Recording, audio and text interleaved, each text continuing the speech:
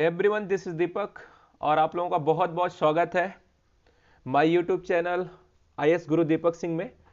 आज current affair का session है और इसमें हमें बहुत सारी चीज़ों को कवर करना है। आज ये पहला क्लास है और बहुत सारी टेक्निकल इश्यूज के कारण से थोड़ी क्लास जो है डिले हो गई आज, बट कोई नहीं, अभी हम लोग स्टार्ट कर लेते हैं। आज केवल इंट्रोडक्शन का क्लास है, उसमें बहुत सारे हम बहुत ही अच्छे क्वेश्चन करने वाले हैं। थोड़ी लेट हो गई, इसके लिए हम आपसे क्षमा चाहेंगे और क्लास को स्टार्ट करते हैं।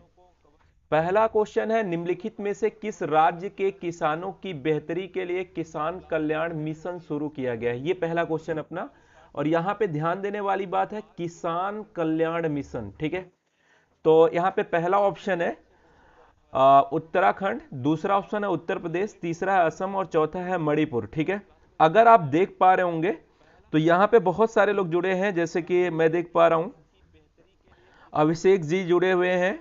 ठीक है, जनुल, आज तो थोड़ी सी ये दिक्कत है कि मैं सबका नाम बिल्कुल नहीं ले पाऊंगा, काफ़ी टाइम हम लोग खुद ही व्यस्त कर चुके हैं टेक्निकल फॉल्ट के द्वारा, तो आज ज़्यादा हम लोग बातें नहीं करेंगे, सीधे काम की बात करेंगे।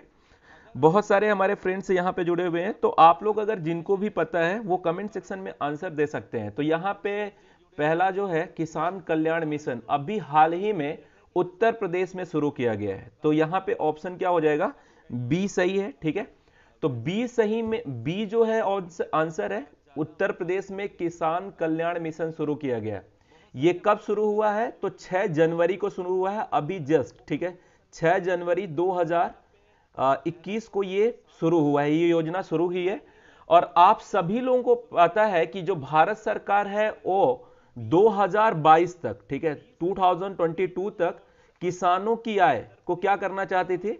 जो किसानों की आय है उसको दोगुना करना चाहती थी। किसानों की आय को क्या करना चाहती थी? दो गुना करना चाहती थी। कब तक? 2022 तक, 2022 तक। और उसी का सहारा देने के लिए, उसी मिशन को आगे बढ़ाने के लिए जो उत्तर प्रदेश के मुख्यमंत्री हैं योगी जी ने किसान कल्याण मिशन शुरू किया है, और जिसके अंतर्गत अगर उत्तर प्रदेश की मैं बात करूं तो किसान कल्याण मिशन के अंतर्गत 100 किसान कल्याण केंद्र खोले गए हैं। किसान कल्याण क्या खोले गए हैं? केंद्र खोले गए हैं। कितने?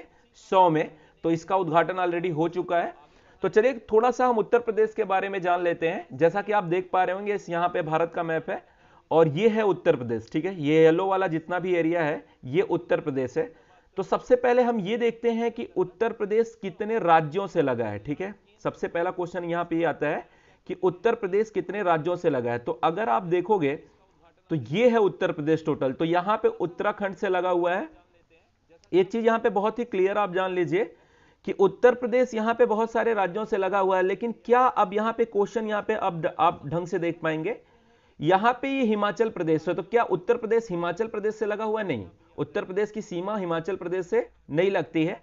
तो उत्तराखंड से लगा है, हरियाणा से लगा है, इसके अलावा मध्य प्रदेश से लगा है, राजस्थान से लगा है, छत्तीसगढ़ से यहां पे लगा हुआ है, झारखंड से लगा हुआ है, बिहार से लगा हुआ है। तो टोटल मिला के अगर आप देखोगे तो एक हो जाएगा 2 3 4 5 6 7 7 राज्यों से लगा हुआ है। लेकिन यहां पे देख पा रहे होंगे दिल्ली भी उत्तर प्रदेश से सीमा बना रहा है। तो टोटल अगर संघ राज्य को ले लें, दिल्ली क्या है? एक संघ राज्य है, तो संघ राज्य को ले ले तो टोटल 8 राज्य हो जाएंगे। लेकिन अगर हमें केवल राज्यों की बात करनी हो तो केवल 7 राज्यों से सीमा बनाता कौन? उत्तर प्रदेश। तो यह ध्यान देने वाली बात है कि उत्तर प्रदेश 7 राज्यों से सीमा बनाता है, उसमें बिहार, झारखंड, छत्तीसगढ़, मध्य प्रदेश, राजस्थान, हरियाणा और उत्तराखंड शामिल है। ठीक है, इसके अलावा अगर मैं बात करूं तो उत्तर प्रदेश के मुख्यमंत्री सबको पता होगा, ठीक है, योगी जी हैं। ठीक है, सबको पता है। इसके अलावा उत्तर प्रदेश की राजधानी लखनऊ है। अब हम कुछ बातें करने वाले हैं, जैसे उत्तर प्रदेश में अगर वाराणसी में देखा जाए तो वाराणसी, सबसे पहली बात तो वाराणसी जो है वह किस नदी के किनारे है? तो गंगा नदी के किनारे है, ऐसा सबको पता होगा। और वाराणसी में वरुणा नदी गंगा से मिलती है। पहली चीज तो वरुणा नदी, कौन सी नदी? वरुणा नदी किससे मिलती है? गंगा नदी से मिलती है बनारसी में। ठीक है, तो दूसरी बात, अगर आप देखोगे तो बनारस में एक एयरपोर्ट है जिसका नाम है लाल बहादुर शास्त्री एयरपोर्ट। ठीक है, लाल बहादुर शास्त्री एयरपोर्ट कहां पे है? तो बनारस में है। अगला अगर आपसे पूछा जाए कि लखनऊ में कौन सा एयरपोर्ट है, तो लखनऊ में आप लोगों में से जितने लोग, बहुत सारे लोगों को मैंने ऑलरेडी पढ़ा चुका हूं, तो आप लोगों में जितने लोगों को पता होगा कि लखनऊ में कौन सा एयरपोर्ट है, कमेंट सेक्शन में आप लिखें, ठीक है। नितेश जी, ज्ञानदीप जी और शिवम जी, बहुत सारे लोग ऑलरेडी यहां पे जुड़ चुके हैं। तो अगली चीज क्या है कि उत्तर प्रदेश में अगर आपसे पूछा जाए टाइगर रिजर्व कितने हैं, टाइगर रिजर्व, ठीक है। तो टाइगर रिजर्व की अगर मैं बात करूं तो उत्तर प्रदेश में जो टाइगर रिजर्व है उनकी जो संख्या है वो टोटल कितनी है, टाइगर रिजर्व की जो संख्या है वो 3 है। और आपको ये भी पता होगा कौन कौन से है, एक तो दुधवा टाइगर रिजर्व है और उसे दुधवा नेशनल पार्क भी कहते हैं, साथ में अमनगढ़ है और पीलीभीत, ठीक है। दुधवा, अमनगढ़ और पीलीभीत, ये 3 टाइगर रिजर्व कहां पे हैं, उत्तर प्रदेश में। तो उत्तर प्रदेश में टाइगर रिजर्व हम जान लिए। और आप लोगों को पता होगा कि यहां पे जो गंगा नदी है वह उत्तर प्रदेश और पूरे भारत में जो है सबसे लंबी नदी है, ठीक है। सबसे लंबी नदी कौन सी है, गंगा नदी, ठीक है। तो गंगा नदी भारत में सबसे लंबी नदी है, जबकि भारत की सबसे लंबी नदी तो कौन सी नदी है, सिंधु नदी। कौन सी है, सिंधु है, ये ध्यान में रखना। तो सिंधु नदी जो है भारत की है और भारत में सबसे लंबी नदी तो गंगा नदी है। इसकी लंबाई कितनी है, 25 किलोमीटर है। यानी सब मिला जुला के अगर आप देखोगे तो लगभग आप बोल सकते हो 2500 किलोमीटर। कितना, 2500 किलोमीटर है। तो चलिए नेक्स्ट क्वेश्चन पे चलते हैं। हाल ही में किस राज्य ने यम पेंशन ऐप, ठीक है, लॉन्च किया है, किस राज्य ने ऐसा लॉन्च किया है? आप फटाफट कमेंट सेक्शन में इसका जवाब दे सकते हैं। अखिलेश यादव जी हैं, संदीप राज, ठीक है, संदीप जी हैं, विजय जी हैं, महिमा जी हैं, बहुत सारे लोग हैं। तो यहां पे क्या है, यम पेंशन ध्यान में रखना। जो आप रिटायर होते हो, मान लीजिए आप जॉब कर रहे हो तो रिटायर हो गए तो बाद में आपको क्या मिलेगी, पेंशन मिलेगी। तो इसको लेके कौन सा यम पेंशन नाम का ऐप जारी किया है? तो अभी मैं यहां पे देख पा रहा हूं बहुत सारे लोगों का आंसर अभी नहीं आ पाया, कोई बात नहीं है। तो आप जान लीजिए मणिपुर एक ऐसा राज्य है जिसने एम पेंशन ऐप जारी किया है। खासकर जब लोगों का रिटायरमेंट हो जाता है तो सैलरी जो भी उनका पेंशन होती है उनको लेने के लिए ट्रेजरी ऑफिस उनको दौड़ना पड़ता है। तो इस जो चीज है कि आपकी पेंशन कितनी है, ठीक है, ये सारे जो इंफॉर्मेशन है आपको कहां पे मिल सकता है, एम पेंशन ऐप पे मिल सकता है। लेकिन आप कहां के निवासी हो, तो यानी मणिपुर के रहने वाले हैं तो आपको यहां पे मिलेगा। इसके अलावा इसी तरह का जो ऐप है उसको मध्य प्रदेश गवर्नमेंट ने भी लॉन्च किया, जिसका नाम है एम पेंशन मित्र।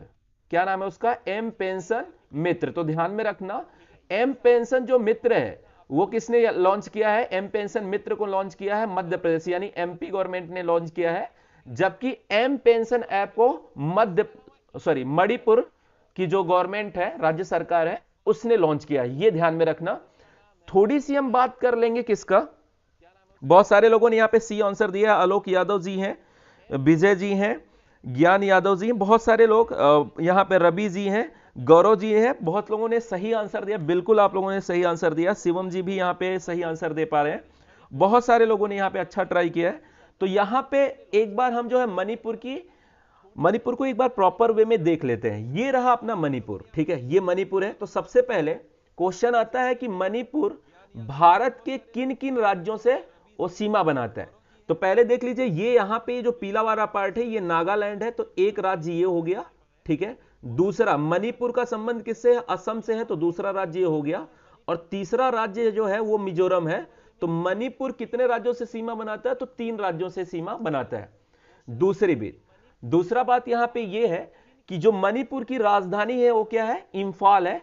और यहां पे एक झील पाई जाती है, इस झील का जो नाम है उसका नाम है लोकटक झील। कौन सा, लोकटक झील, लोकटक झील यहां पे है, ठीक है, झील, ठीक है, जिसे हम लेक लोकटक कहते हैं, ठीक है। तो यहां पे मणिपुर में ध्यान में रखना लोकटक झील है।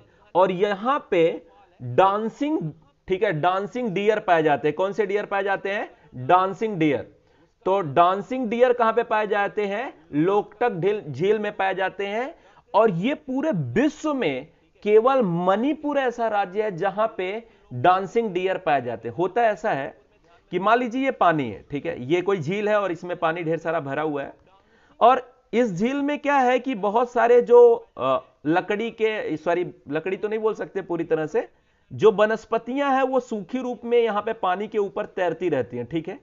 अब इस वनस्पतियों से होकर जब झील को पार करना होता है, तो डियर मतलब जो हिरन होता है, इन वनस्पतियों पे कूद कूद के जाते हैं। तो जब ये कूदते हैं तो बैलेंस बनाने के लिए इधर उधर क्या करते हैं, झुकते हैं। कौन? हिरन, जो इस वनस्पतियों से क्या होके क्या कर रहे हैं, इस झील को पार कर रहे हैं। जब ये हिलते हैं तो ऐसा लगता है कि वो क्या कर रहे हैं, डांस कर रहे हैं। इसलिए यहां के जो हिरन हैं उनको हम क्या बोलते हैं, डांसिंग डियर। और ये पूरे विश्व में केवल भारत में होता है। और भारत के किस राज्य में होता है, तो राज्य का नाम है मणिपुर। ये ध्यान में रखना, lake Loktak dancing dear, Manipur, Imphal इसकी राजधानी है। ये बातें अभी के लिए आप ध्यान में रखना। अगली बात यहां पे आती है, क्वेश्चन है, हाल ही में वर्ल्ड बैंक ने वित्त वर्ष 2020-21 में भारत की अर्थव्यवस्था में कितने प्रतिशत की गिरावट का अनुमान लगाया था। यह क्वेश्चन है फ्रेंड्स यहां पे, कि जो अपना वर्ल्ड बैंक है, विश्व बैंक, ठीक है, इसने कितने प्रतिशत गिरावट का अनुमान लगाया है कि भारत की अर्थव्यवस्था क्या हो जाएगी, कुछ परसेंट क्या हो जाएगी, कम हो जाएगी। समझिए, मतलब मान लीजिए भारत को आप अपना, मान लीजिए थोड़ी देर के लिए भारत को हम भूल जाए, हम अपने घर की बात करें, ठीक है। तो घर की इनकम कैसे होती है, घर की जो इनकम होती है टोटल, या घर की जो पूरी कमाई होती है, वो दो चीजों से हो सकती है। या तो आपके घर की कोई, ठीक है, आपके घर की कोई कंपनी वगैरह हो, या तो कंपनी है, ठीक है, और कंपनी से, या कोई दुकान है, या कोई छोटी वाली है ना, एमएसएमईज है, मतलब सूक्ष्म उद्योग है, या कोई बड़ी कंपनी, ऐसा कुछ भी हो सकता है। तो यहां से आपको क्या मिलेगा, लाभ प्राप्त होगा। क्या लाभ, क्या प्राप्त होगा, लाभ। यानी आप वस्तु का क्या करेंगे, यहां पे वस्तु का उत्पादन करेंगे और उसे क्या करेंगे, मार्केट में बेचेंगे, तो आपको क्या मिलेगा, लाभ। या तो आपके माता पिता, आपके जो चाचा हैं, वो क्या करेंगे, वो कहीं जाके मजदूरी करेंगे, लेबर करेंगे, ठीक है, मजदूरी कर सकते हैं। जैसे कि मजदूरी आप लोगों को पता है दो प्रकार की हो सकती है। एक तो हम कहते हैं कौशल वाली मजदूरी। कौन सी, कौशल। तो कौशल के संबंधित मजदूरी हो सकती है, कौशल। और दूसरा क्या होती है, जिसे हम अनस्किल्ड लेबर कहते हैं। एक तो स्किल्ड होता है, दूसरा नॉन स्किल्ड होता है। तो नॉन स्किल्ड मतलब जिसको, जैसे हम खेत में फावड़ा चला रहे हैं तो हम नॉन स्किल्ड हो जाएंगे, इसमें कौशल की विशेष जरूरत नहीं है। लेकिन अगर आप टीचर हो, आप डॉक्टर हो, तो वहां पे क्या जरूरत पड़ेगी, आपको कौशल की जरूरत पड़ेगी। तो मजदूरी दो प्रकार की हो सकती है, इतना आप ध्यान में रखें। तो या तो घर की जो आय होगी वो कंपनी, मतलब वस्तु बन रही है, या तो कोई मजदूरी यानी कोई लेबर कर रहा है, ठीक है, मजदूरी कर रहा है और वहां से कुछ पैसे पा रहा है। दो तरीका हो सकता है, ठीक है, यही दो तरीका हो सकता है। तो घर में क्या हो रहा था पहले, जब लॉकडाउन नहीं लगा था और जब कोरोना का ऐसा कोई समय नहीं था, तो यहां कंपनी में आपका वस्तु भी बहुत अच्छा बिकता था। और घर के लोग जो है बाहर जाके, जो टीचर थे स्कूल में पढ़ाते थे, डॉक्टर हॉस्पिटल में जाते थे, और भी बहुत सारे लोग जॉब पे जाते थे, किसी कंपनी में गए हैं, जॉब पे गए हैं, तो यहां मजदूरी भी ठीक ठाक घर की आ जाती थी। तो एक बहुत बड़ा अमाउंट आपके घर पे आ जाता था, ठीक है, अमाउंट एक बहुत बड़ा आ जाता था। लेकिन अभी वर्तमान में जब से कोरोना शुरू हुआ है, तब से अब इसी अपने घर को भारत समझ लीजिए, ठीक है। तो भारत में लोगों की आय क्या हो गई, अब आपके घर पे, आपके अगल बगल में देख लीजिए, बहुत सारे लोग ऐसा बेरोजगार होकर बैठे हैं क्योंकि उनकी जॉब चली गई है। तो इसका मतलब यह हो गया कि उनकी आय क्या हो गई, कम हो गई। पहले ज्यादा कमाते थे, अभी शायद ना कमा रहे हो या उससे कम कमा रहे हो। तो जाहिर सी बात है कि अब वो कंपनी का जो माल है, भारत की जो कंपनी है, उसका जो माल है, उसका जो सामान है या वस्तु है, उसे कम खरीदेंगे। तो कंपनी को जो लाभ होगा वो क्या हो जाएगा, कम लाभ होगा पहले से।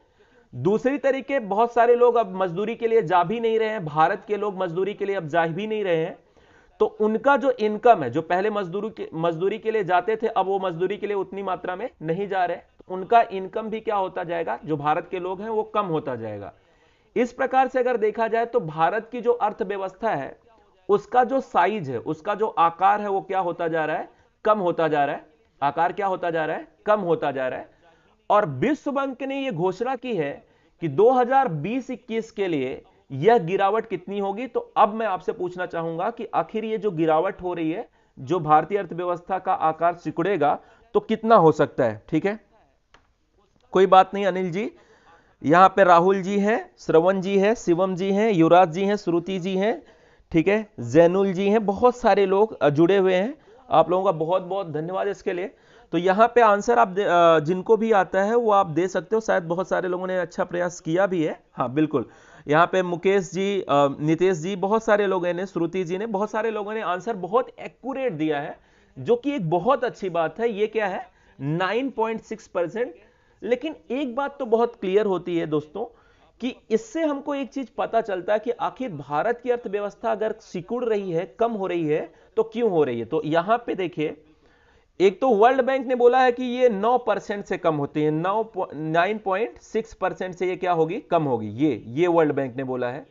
इसी प्रकार से आरबीआई ने क्या बोला है। यहां पे जो क्वेश्चन अभी मैं करा रहा हूं, ये एनटीपीसी हो गया, आपके जो अदर एग्जाम हो गए, एसएससी, सीजीएल, बैंकिंग, ठीक है, इवन पीसीएस और सम टाइम आईएएस में भी ये सीधे सीधे आ जाएंगे, इसलिए आपको थोड़ा जानना जरूरी है। और यहां पे एक चीज और भी जान लें कि जो करंट अफेयर होता है ना, वो डेली तैयार करने की चीज होती है। वो कभी ऐसा नहीं कि एग्जाम आ गया तो करंट अफेयर तैयार करो, नहीं, उसमें वो प्रॉपर तरीके से आप तैयार नहीं कर पाओगे, या तैयार भी कर लिया किसी भी तरीके से तो वहां पे दिमाग में वो चीजें आएंगी ही नहीं। तो इसलिए डेली ये हम लोग पढ़ेंगे, कम समय पढ़ेंगे लेकिन डेली पढ़ेंगे। तो यहां पे देख लीजिए कुछ जो चीजें आपको याद रखनी पड़ेगी। एक तो आरबीआई ने क्या कहा, आरबीआई ने बोला कि अर्थव्यवस्था कम होगी कितने परसेंट से, 7.5% से। एक चीज आपको इसका याद रखना है। दूसरा आपको याद रखना वर्ल्ड बैंक की, उसने क्या कहा कि अर्थव्यवस्था कम होगी कितना, ठीक है, 9.6% से कम होगी।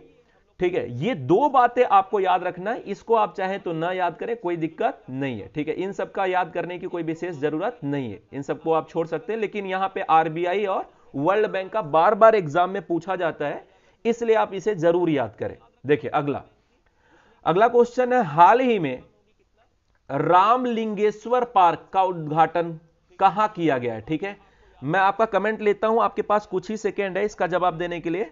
रामलिंगेश्वर पार्क, ठीक है, इसका उद्घाटन कहां पे किया गया है। पहला ऑप्शन है महाराष्ट्र, दूसरा केरला है, उड़ीसा है, तीसरा केरला है और चौथा है उत्तराखंड। ठीक है, यहां पे 4 ऑप्शन है। गौरव जी का आंसर आ गया, सी बोल रहे हैं, ये केरला में ऐसा रामलिंगेश्वर पार्क खोला गया है, मतलब इसका उद्घाटन अभी किया गया है। गौरव जी, आपके अलावा मुझे लगता है सर्वेश जी का भी आंसर आ गया सी। आप लोगों ने अच्छा ट्राई किया है, पर काफी बार ऐसा भी होता है कि हम जो बोलते हैं काफी बार ऐसा सही नहीं भी बता पाते, कोई बात नहीं है। विनीत जी, आपका बहुत बहुत धन्यवाद, आपने काफी अच्छा प्रयास किया है। श्रुति जी ने यहाँ पे बोला है, हाँ आरबीआई का, बिल्कुल बिल्कुल। यहाँ पे गोलू जी ने सी, अखिलेश सी, सूरज जी ने सी दिया है, रवि जी ने सी, अशोक जी ने सी, धर्मेंद्र और मुकेश जी ने, बहुत सारे लोगों ने बहुत अच्छा प्रयास किया है। तो मैं आपको बता दूं, रामलिंगेश्वर जो पार्क है, इसकी जो अभी उद्घाटन किया गया है वह उड़ीसा में किया गया है। किस राज्य में किया गया है, उड़ीसा में किया गया है। यह ध्यान में रखने वाली बात है, ये सीधे सीधे छपेंगे एग्जाम में, ये आप एग्जाम दीजिए उसके बाद आपको पता चलेगा। यहां पे देखिए, ये रामलिंगेश्वर पार्क है। अगर मैं आपको दिखाऊं तो ये आपको ये कितना मतलब प्यारा सा लग रहा है, सीन इसकी देख लीजिए। ये बीच में आपको एक मूर्ति दिखाई दे रही है, ये शिव की मूर्ति है, भगवान शिव की मूर्ति है ये। तो रामलिंगेश्वर पार्क कहां पे है, उड़ीसा में है। चलिए एक बार उड़ीसा की हम सैर करके आते हैं। तो सभी लोगों को पता है उड़ीसा, अगर इस मैप में पूरे भारत में अगर देखना हो तो आप यहां पे देख पा रहे होंगे उड़ीसा। ठीक है, उड़ीसा में बहुत अच्छी अच्छी चीजें हैं, एक एक करके हम समझने का प्रयास करते हैं और उसे अपडेट करेंगे, क्योंकि ये सारी चीजें बार बार एग्जाम में पूछता रहता है। तो यहां पे सबसे पहली बात, तो उड़ीसा की जो राजधानी है सबको पता होगी मेरे हिसाब से, राजधानी। तो राजधानी इसकी क्या है, कैपिटल क्या है बेटा, तो कैपिटल यहां पे आपका क्या है, भुवनेश्वर है। ठीक है, भुवनेश्वर सबको पता होगा। यहां के जो मुख्यमंत्री हैं उनका नाम है नवीन करके है, नवीन पटनायक का नाम सभी लोगों ने सुना होगा। तो नवीन पटनायक यहां के क्या है, मुख्यमंत्री हैं। जो तीसरी यहां पे मेन बात है, यहां पे अगर आपसे पूछा जाए कि चिल्का झील, जो चिल्का झील है, ठीक है, चिल्का झील वो कहां पे है, तो वो उड़ीसा में है। अगली बात मैं यहां पे बताऊं तो लेक चिल्का तो यहां पे है ही, चिल्का झील तो यहां पे है ही। थोड़ा सा आप हिंदी देख लीजिएगा, क्योंकि मैं काफी वर्षों से इंग्लिश लिखा हूं, तो थोड़ा सा आप देख लीजिएगा उसे। चिल्का झील कहां पे है? उड़ीसा में है। इसके अलावा अगर मैं आपको यहां पे बताऊं तो यहां पे एक मंदिर है जिसका नाम है कोणार्क। कोणार्क का सूर्य मंदिर है। कोणार्क का क्या है? सूर्य मंदिर है। सूर्य टेंपल है, सूर्य मंदिर है। और सूर्य मंदिर को क्या बोलते हैं? यहां पे ब्लैक पगोडा बोलते हैं। क्या बोलते हैं? Black pagoda. ये ध्यान में रखना, ब्लैक पगोडा किसे बोलते हैं? कोणार्क में जो सूर्य मंदिर है उसे क्या बोलते हैं? ब्लैक पगोडा बोलते हैं। अब बहुत सारे एग्जाम में पूछता है कि जो कोणार्क है, जिस सूर्य मंदिर है, वो उड़ीसा में है, तो इसकी स्थापना किस वंश ने कराया था? तो गर्ग वंश ने कराया था। किस वर्ग में? वंश ने? गर्ग वंश ने। तो गर्ग वंश, अब सॉरी वंश होता है, तो गर्ग वंश ने इसका स्थापना करवाया था, इसका निर्माण करवाया था। अब मेरा क्वेश्चन बस आपसे यह है कि आप जरा बताएं कि उड़ीसा में जो गर्ग वंश का कौन सा ऐसा राजा था जिसने ये कोणार्क मंदिर का स्थापना कराया था? ठीक है, तो दो बातें तो क्लियर है। इसको क्या बोलते हैं? Black pagoda. ठीक है, मंदिर कहां पे? कोणार्क। मंदिर किसका है? सूर्य भगवान का है। ठीक है, सूर्य मंदिर है। इसी तरीके से एक बर्मा नाम का देश हुआ करता था, वर्तमान में आप उसे म्यांमार के या म्यांमार के नाम से जानते हैं। तो यहां पे वो म्यांमार है। ठीक है, यही यहां पे सटा हुआ म्यांमार देश है। म्यांमार की जो राजधानी है, म्यांमार की जो राजधानी है और बर्मा की जो राजधानी है उसे क्या बोलते हैं? रंगून। ठीक है, आपने गाना भी सुना होगा, मेरे पिया गए रंगून। तो यहां पे वही जो प्रिया, जो पहले पुराना जो सॉन्ग है, रंगून गए थे, यानी वो बर्मा देश में गए थे। हमको लग रहा था कि जब गाना हमने कभी सुना था तो हमें लग रहा था कहीं यूएसए वगैरह कोई बड़े डेवलप शहर में गए होंगे, मतलब डेवलप देश में गए होंगे और बड़े मस्ती से हमारे पिया वहां पे होंगे। लेकिन यहाँ पे गाना भी कुछ ऐसा ही दिखाया गया, आप गाना कभी देखिएगा। तो रंगून किस देश की राजधानी है? तो बर्मा देश की राजधानी। और बर्मा का वर्तमान नाम क्या है? तो म्यांमार है। ठीक है, यहां पे एक मंदिर है बुद्ध का। ठीक है, बुद्ध का एक मंदिर है और इस मंदिर को हम क्या बोलते हैं? गोल्डन पगोडा बोलते हैं। पगोडा बोलते हैं। क्या बोलते हैं? Golden pagoda. तो गोल्डन पगोडा कहां पे है? तो म्यांमार में है। किसका मंदिर है? बुद्ध मंदिर है। लेकिन अगर बोला जाए ब्लैक पगोडा क्या है, तो यहां पे है, अपने इंडिया में है। यह ध्यान में रखना। अगर म्यांमार की मैं बात कुछ करूं तो म्यांमार में कई विशेष चीजें हैं। पहली बात तो यहां पे एक नदी बहती है जिसका नाम है इरावदी। कौन सी नदी है? इरावदी नदी है। यहां पे एक पर्वत है जिसका नाम है अराकान। तो अराकान पर्वत भी कहां पे है? बर्मा में है, यानी म्यांमार में है। तो ये थोड़ी सी फैक्ट आप अपने दिमाग में रखें, बार बार ये क्वेश्चन आपसे पूछे जाते रहे हैं। इसके अलावा अगले क्वेश्चन पे चलते हैं। अगला क्वेश्चन है, हाल ही में, ठीक है ध्यान से देखिएगा, एनडीपी, मैं इसका फुल फॉर्म आपके लिए बोल देता हूं, नेशनल डेवलपमेंट बैंक। क्या है ये? नेशनल डेवलपमेंट, ठीक है, डेवलपमेंट बैंक।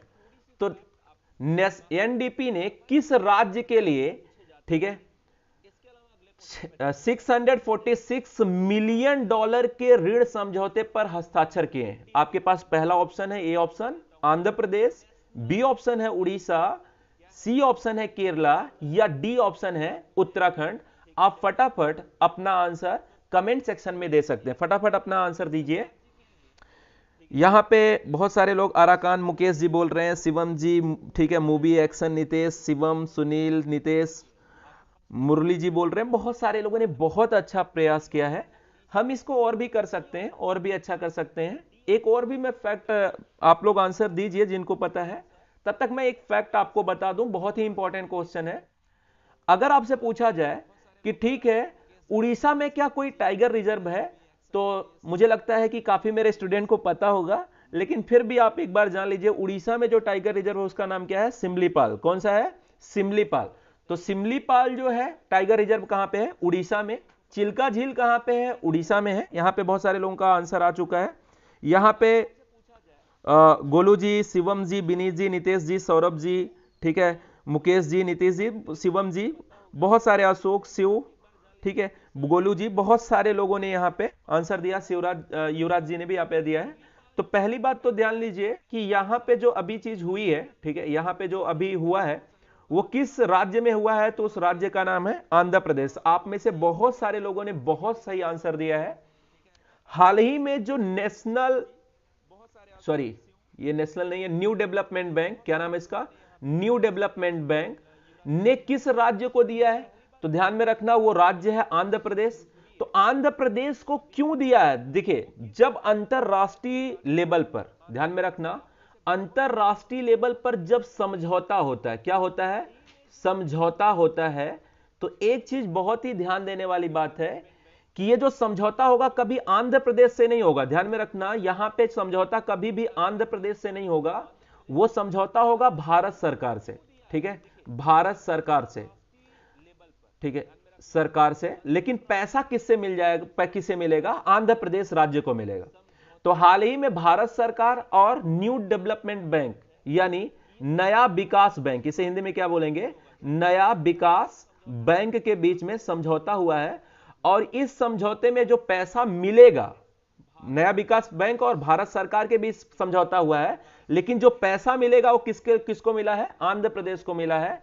और आंध्र प्रदेश को जो पैसा मिला है दोस्तों, उससे आंध्र प्रदेश वाले क्या करेंगे? एक तो राज्य सड़क का निर्माण करेंगे, राज्य और जिला सड़क का, और जिला सड़क का निर्माण के लिए मिला। ठीक है, सड़क निर्माण के लिए मिला, यह ध्यान में रखना। तो अभी ये बहुत ही इंपॉर्टेंट हो जाता है, यहां पे आप स्टार बना सकते हैं। ठीक है, ये अभी पैसा मिला किसके द्वारा? New development bank. अब देखिए, नया विकास बैंक को क्या कहते हैं? नया विकास बैंक को ब्रिक्स बैंक कहते हैं। मैं आपको नेक्स्ट स्लाइड में लेके जाना चाहूंगा, ये रहा। ठीक है, तो यहां पे आपको दिखाई दे रहा होगा न्यू डेवलपमेंट बैंक। ठीक है, इसे हिंदी में क्या बोलते हैं? नया विकास बैंक। और इसी को काफी बार आपने सुना होगा ब्रिक्स बैंक। कौन सा बैंक? BRICS bank. तो ब्रिक्स बैंक जो है, इसी को हम क्या बोलते हैं? New development bank. अब ढंग से समझते हैं कुछ बात। बहुत समय पहले, अब ब्रिक्स बैंक क्या है? ब्रिक्स में कितने देश हैं? तो 5 देश हैं यहां पे। एक तो ब्राजील है, फिर रसिया है, रूस है, फिर इंडिया है, फिर चाइना है, फिर साउथ अफ्रीका मतलब दक्षिण अफ्रीका है। तो यहां पे कितने देश हो गए टोटल? 5 देश मिलके क्या बना है? ब्रिक्स बना है। तो आप लोगों में से बहुत सारे लोगों को पता होगा फ्रेंड्स कि जो ब्रिक्स बैंक है, इसका जो स्थापना हुई है, तो स्थापना हुई 2009 में। ठीक है, ब्रिक्स बैंक की स्थापना कब हुई है? 2009 में इसकी स्थापना हुई है। सॉरी, ब्रिक्स बैंक की स्थापना अगर आप देखोगे तो यह हुई है 2015 में। लेकिन ब्रिक्स बैंक के पहले क्या थी? ब्रिक्स नाम की एक संस्था थी। तो ब्रिक्स नाम की जो संस्था थी, उसकी जो स्थापना हुई है वह कब हुई है? 2009 में हुई है। ध्यान में रखने वाली है, ब्रिक्स नाम की जो संस्था थी उसकी स्थापना 2009 में हुई है। जबकि अब समझिए, बहुत समय पहले गोल्डमैन सैक्स नाम का एक बहुत बड़ा इंटरप्राइजेज है, मतलब एक बहुत बड़ी कंपनी मान सकते हैं, उसका एक इकोनॉमिस्ट थे जिनका नाम था जिन ओ नील। ठीक है, इन्होंने बोला कि ये जो 5 देश हैं, ब्राजील, रसिया, इंडिया, चाइना और दक्षिण अफ्रीका, इन 5 देश की जो अर्थव्यवस्था होगी वह पूरे विश्व की जो अर्थव्यवस्था होगी उससे बड़ी हो जाएगी। कब तक? अगले 50 सालों में। यह कब घोषणा की गई थी? 2001 में घोषणा की गई थी। यानी 50 सालों में, मतलब 2050 तक, यानी 2050 तक जो ब्रिक्स बैंक की अर्थव्यवस्था होगी पूरी दुनिया के जितने भी देश हैं उनसे अकेले ही ज्यादा हो जाएगी। ऐसा किसने बोला था? जिम ओ नील। ठीक है, एक बहुत बड़े अर्थशास्त्री थे। तो इन्होंने ऐसा बोला और इसी समय से एक संस्था का निर्माण हो जाता है 2009 में, ब्रिक्स नाम का संस्था। कौन सा नाम का? ब्रिक्स। तो पहले ये एस नहीं हुआ करता था। पहले क्या नहीं हुआ करता था? इसमें एस नहीं हुआ करता था, यानी पूरा ब्रिक्स ये थी नहीं, पहले ब्रिक थी। बाद में दक्षिण अफ्रीका जुड़ा, यानी साउथ अफ्रीका जुड़ा, तो ये प्रॉपर क्या हो गई? ब्रिक्स हो गई। तो यहां पे फिर ये क्या बन जाती है? ब्रिक्स से ब्रिक्स बन जाती है।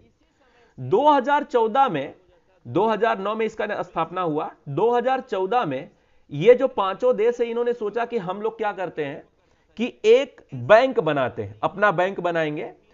इसके लिए एग्रीमेंट कब किया था? 2014 में। और 2015 में ब्रिक्स बैंक बना देते हैं। ठीक है, 2015 में क्या बना देते हैं?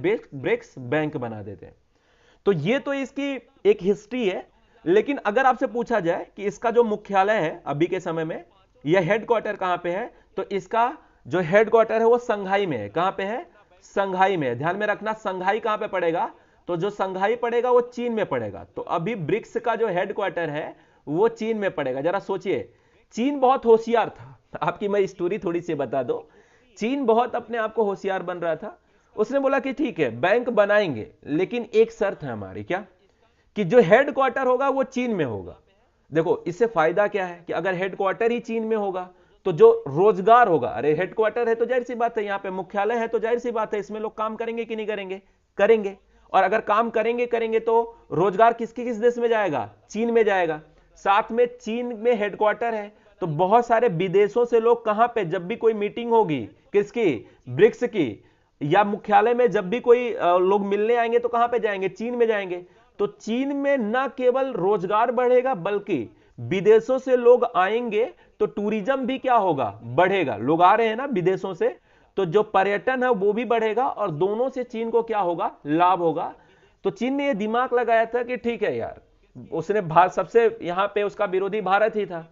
भारत से बोला कि एक काम करो, पहला अध्यक्ष तुम बजा लो, लेकिन हेडक्वार्टर कहां पे होना चाहिए?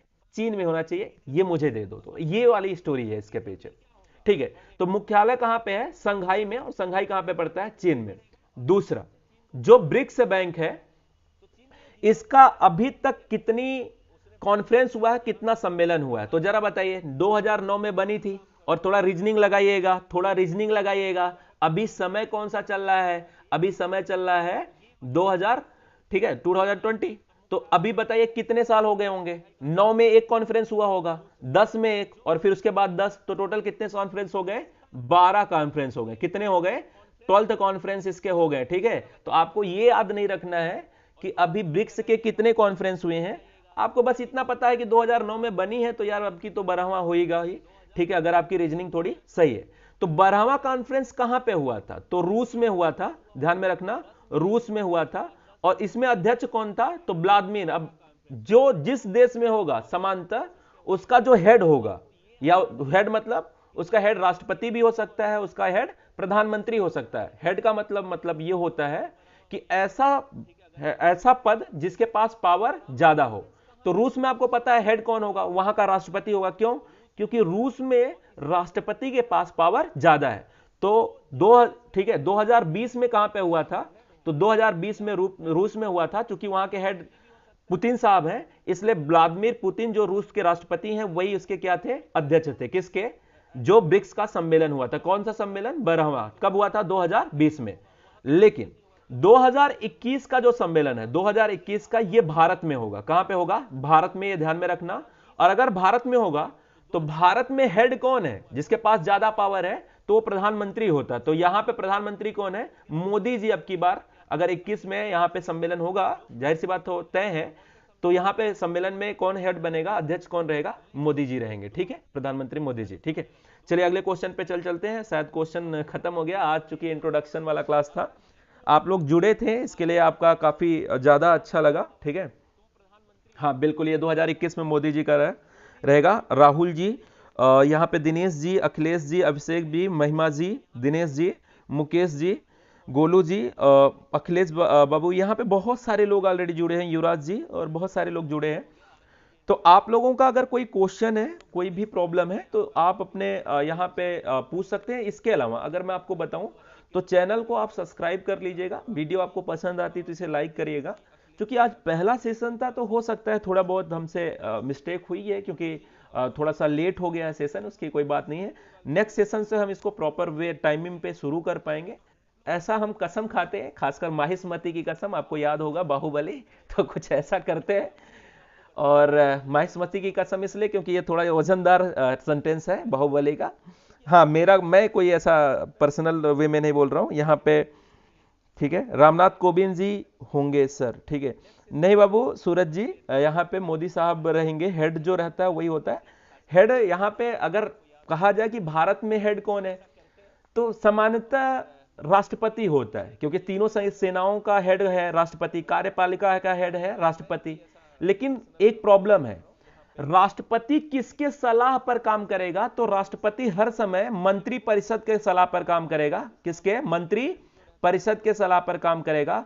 और मंत्री परिषद का अध्यक्ष कौन होता है? तो इसका अध्यक्ष होता है प्रधानमंत्री, ठीक है। मंत्रिपरिषद का अध्यक्ष कौन होता है? तो इसका अध्यक्ष होता है प्रधानमंत्री, ठीक है, ध्यान में रखना, प्रधानमंत्री। तो मंत्री परिषद वही सलाह देगी राष्ट्रपति को जो प्रधानमंत्री चाहेगा। क्योंकि मंत्रिपरिषद में वही लोग रह सकते हैं जिसको प्रधानमंत्री पसंद करेगा, और प्रधानमंत्री परिषद के सलाह पे कौन काम करेगा? राष्ट्रपति। तो राष्ट्रपति यहां पे, यानी राष्ट्रपति यहां पे नाम का केवल हेड होता है, मेन पावर किसके पास होती है? प्रधानमंत्री के पास होती है। यही कारण है कि यहां पे जो भारत में अभी मीटिंग होगी, तो भारत में अभी जो पावरफुल व्यक्ति हैं वो मोदी साहब हैं, यानी प्रधानमंत्री जी हैं। तो यही हेड बनेंगे 2021 में जब भारत के ब्रिक्स का सम्मेलन होगा। ठीक है, तो ब्रिक्स को क्या कहते हैं? नया विकास बैंक भी कहते हैं, ये ध्यान में रखिएगा। ठीक है, किसी का और भी किसी ने क्वेश्चन बोला था, एक बार सभी राज्य का नेशनल पार्क बता दीजिए। ठीक है, बिल्कुल आपके बातों में हम खरे उतरते हैं। देखिए, कुछ राज्यों का हम बता दे रहे हैं यहां पे। जैसे गुजरात में जो मेन है उसको जान लीजिए। जैसे गुजरात में आप लोगों को पता है गिर नेशनल पार्क है। गुजरात में कौन सा है? गिर नेशनल पार्क है, गिर नेशनल पार्क है। ठीक है, उसी प्रकार से यहां पे महाराष्ट्र में क्या है? संजय गांधी है, संजय गांधी नेशनल पार्क है। और साथ में यहां पे न केवल संजय गांधी बात है नेशनल पार्क है, बल्कि यहां पे पेंच भी है, पेंच टाइगर रिजर्व है। कौन सा? पेंच टाइगर रिजर्व भी यहां पे है। कर्नाटक में अगर आप देखोगे तो यहां पे दो है। एक तो आप लोगों को पता है बांदीपुर। ठीक है, बांदीपुर जो टाइगर रिजर्व है, बांदीपुर जो टाइगर रिजर्व है, ठीक है, वो कहां पे है? कर्नाटक में है। टाइगर रिजर्व कहां पे है? कर्नाटक में है। इसके अलावा अगर आप देखोगे तो नागरहोल भी टाइगर रिजर्व कहां पे है? नागरहोल, नागरहोल कहां पे है? वो भी कहां पे है? कर्नाटक में है। केरला में अगर आप देखोगे तो यहां पे एक पेरियार नेशनल पार्क है। ठीक है, पेरियार और प्रारंभिकुलम टाइगर रिजर्व, ये कहां पे? प्रारंभिकुलम टाइगर रिजर्व, तो ये कहां पे है? ये आपको केरला में मिलेगा। और पेरियार नेशनल पार्क कहां पे मिलेगा? यह आपको केरला में मिलेगा। इसके अलावा कोई मंगलम है। ठीक है, तो तमिलनाडु में मैं आप लोगों से खुद भी पूछना चाहता हूं कौन सा नेशनल पार्क यहां पे है। आंध्र प्रदेश में आप लोगों को पता है, तो आंध्र प्रदेश में सबसे भारत क्षेत्रफल की दृष्टि से सबसे बड़ा टाइगर रिजर्व कहां पे पाया जाता है? आंध्र प्रदेश में, जिसका नाम है, ठीक है, नागार्जुन श्रीशैलम, नागार्जुन, ठीक है, नागार्जुन श्रीशैलम है। उड़ीसा में आपको पता है, उड़ीसा में मैंने आप लोगों को बताया ही था। उड़ीसा में कौन सा है? सिमलीपाल है। उड़ीसा में कौन सा है? सिमलीपाल है। ठीक है, सिमलीपाल। ठीक है, इसके अलावा अगर आप देखोगे तो वेस्ट बंगाल में कौन सा? बक्सा है। कौन सा है? बक्सा है, बक्सा। और यहां पे कौन सा है? बक्सा टाइगर रिजर्व है। और सुंदरबन टाइगर रिजर्व भी कहां पे है? वेस्ट बंगाल में है। इसके अलावा अगर आप झारखंड में देखोगे तो पालामऊ है। ठीक है, कौन सा? पालामऊ जो है टाइगर रिजर्व है। बिहार में अगर आप देखोगे तो बिहार में आपको क्या मिल जाएगा? वाल्मीकि। कौन सा मिल जाएगा? वाल्मीकि नेशनल पार्क भी है और वाल्मीकि टाइगर रिजर्व भी है। छत्तीसगढ़ में अगर आप देखोगे तो यहां पे इंद्रावती आपको मिल जाएगा, इंद्रावती। मध्य प्रदेश में अगर आप देखोगे तो पन्ना, याद रखिएगा पन्ना को। ठीक है, पन्ना टाइगर रिजर्व है, पेंच टाइगर रिजर्व है, कान्हा टाइगर रिजर्व है। ये कहां पे आपको मिलेगा? मध्य प्रदेश में। अगर मैं इसी तरीके से आपको बताऊं असम में कौन सा टाइगर रिजर्व है, तो असम में आप सभी लोगों को पता होगा। ठीक है, अच्छा, बहुत सारे लोगों का कमेंट है कि सर पूरी रात पढ़ाएंगे। नहीं, कोई बात नहीं, असम का थोड़ा सा जान लीजिए। तो असम में आप लोगों को पता होगा कि यहां पे एक तो मानस है। ठीक है, मानस टाइगर रिजर्व है। दूसरा काजीरंगा। तो मानस और काजीरंगा कहां पे है? असम में है। मानस और क्या है? काजीरंगा। तो ये कहां पे है? असम में है। काजीरंगा के बारे में फेमस है कि यहां पे एक सींग वाला गैंडा मिलता है, जो विश्व में केवल भारत में पाया जाता है। एक सींग वाला गैंडा, वो कहां पे मिलेगा? असम के काजीरंगा में मिलेगा। इसके अलावा बहुत सारे टाइगर रिजर्व हैं। धीरे धीरे मैं एक एक करके सारे बता दूंगा और आपको धीरे धीरे याद भी हो जाएगा। बस एक ही चीज से मैं क्लास को एंड करना चाहूंगा कि प्यार का पौधा अभियान किस राज्य से संबंधित है। सभी लोग जिनको पता है वो कमेंट सेक्शन में बताएं। और आप लोगों से मिलके काफी अच्छा लगा। कुछ लोगों का कमेंट है, आप इसे शेयर कर दीजिएगा, जो सेशन है इसे शेयर कर दीजिएगा, इसे लाइक कर दीजिएगा और इसको जो चैनल है उसको सब्सक्राइब कर लीजिएगा, क्योंकि अब हम लोग डेली मिलते रहेंगे। आप लोग इतना समय तक जुड़े रहे हैं, इसके लिए बहुत बहुत धन्यवाद। बहुत सारे लोगों का भी कमेंट आना बाकी है। मैं यही देख रहा हूं कि प्यार का पौधा जो अभियान है वो किस राज्य से संबंधित है। मुझे लगता है बहुत सारे लोग, पूनम पूजा जी का यहाँ पे आ गया बिहार, सूरज जी का बिहार, बिहार बिहार बिहार, बहुत अच्छी बातें हैं। आपको तैयार है, ये तो आपके जबान पे ही रहता है, प्यार का पौधा भूलने वाले नहीं है। आपसे एक और कठिन सा क्वेश्चन पूछ लेता हूं हल्का सा, कि ठीक है, प्यार का पौधा तो पता है बिहार में है। आपसे मैं थोड़ा सा क्वेश्चन पूछूंगा कि प्यार का पौधा अभियान किससे संबंधित है तो वो बिहार का, उसमें कोई डाउट नहीं, आप सभी लोगों ने सही बताया बिहार, लेकिन वो किससे संबंधित है ये बता दीजिएगा। आप लोगों से मिलके काफी अच्छा लगा, और ये यहाँ पे ऑनलाइन आने पे भी काफी अच्छा लगा। तो आप लोगों का काफी सपोर्ट रहा है मेरे साथ, इसके लिए आप बहुत बहुत सभी लोगों को बहुत बहुत धन्यवाद। अनिल जी हैं, शिवम जी, पूजा, अरविंद। कल हम फिर से ऐसे क्वेश्चन को लेके मिलेंगे जो सीधे सीधे एग्जाम में छपेगा, और वो बहुत ही बेहतरीन सुपर से ऊपर क्वेश्चन होंगे। तो कल हम फिर से मिलते हैं, और सभी लोगों का, आप सभी लोगों का, राजा, दिनेश, राजू, ठीक है, सभी लोगों का बहुत बहुत धन्यवाद। मिलते हैं कल। Thank you very much for watching and supporting me. Thank you. जो सीधे सीधे एग्जाम में छपेगा, और वो बहुत ही बेहतरीन सुपर से ऊपर क्वेश्चन होंगे। तो कल हम फिर से मिलते हैं, और सभी लोगों का, आप सभी लोगों का, राजा, दिनेश, राजू, ठीक है, सभी लोगों का बहुत बहुत